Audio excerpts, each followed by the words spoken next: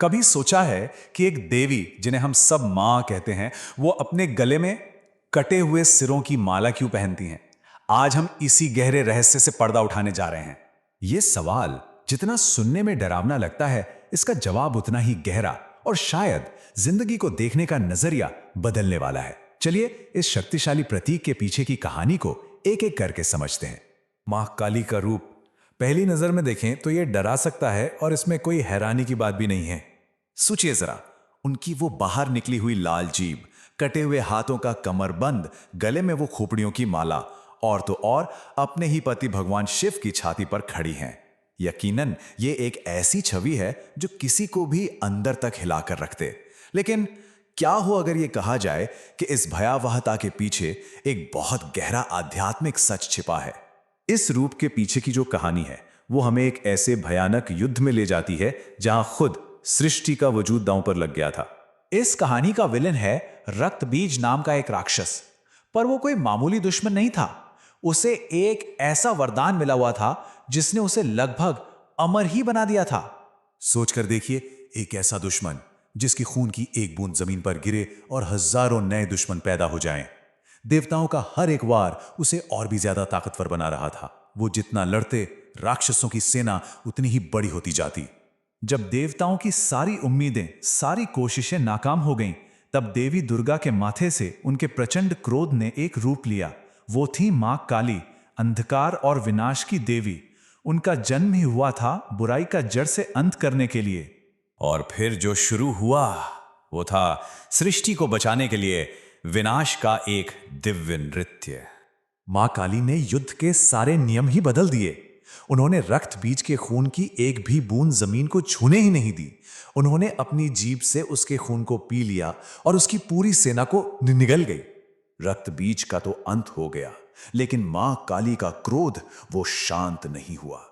जीत के उस उन्माद में वो तांडव करने लगी, एक ऐसा विनाशकारी नृत्य जिससे पूरा ब्रह्मांड कांप उठा और ऐसा लगा जैसे सृष्टि का अंत बस अब करीब है। सृष्टि को इस महाविनाश से बचाने के लिए भगवान शिव ने खुद को उनके कदमों में सौंप दिया। वो युद्ध के मैदान में लेट गए।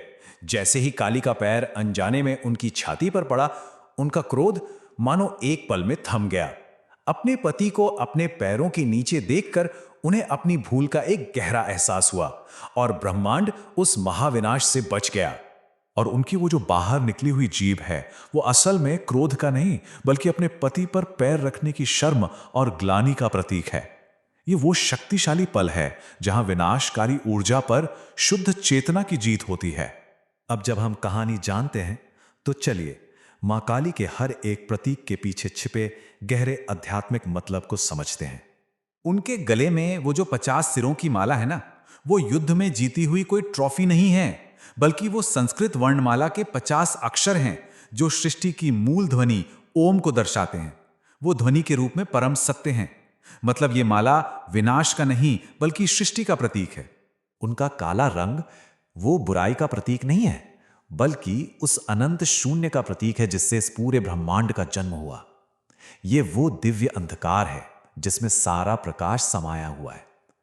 ठीक वैसे ही जैसे रात के अंधेरे में ही दिन का सूरज छिपा होता है। और शिव की छाती पर काली का खड़ा होना, यह चेतना और ऊर्जा के मिलन का प्रतीक है।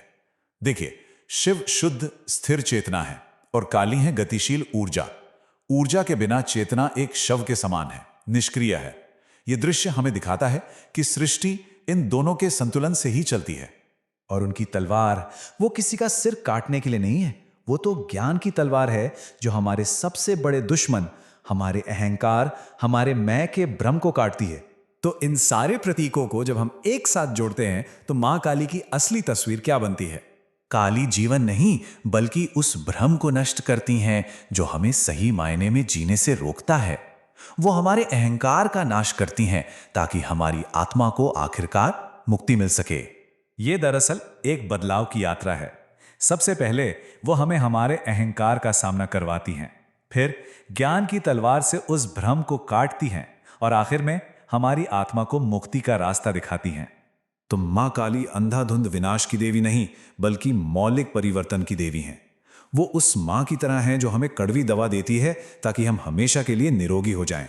वो हमारे भ्रम को तोड़ती हैं ताकि हम परम सत्य को देख सकें। तो अगली बार जब मां काली की छवि सामने आए तो डरने के बजाय खुद से यह सवाल पूछना चाहिए, क्या यह जीवन का अंत है या एक नए सच्चे जीवन की शुरुआत? इसी श्रद्धा और सम्मान के साथ जय मां काली। ओम कालिकायाय नमः।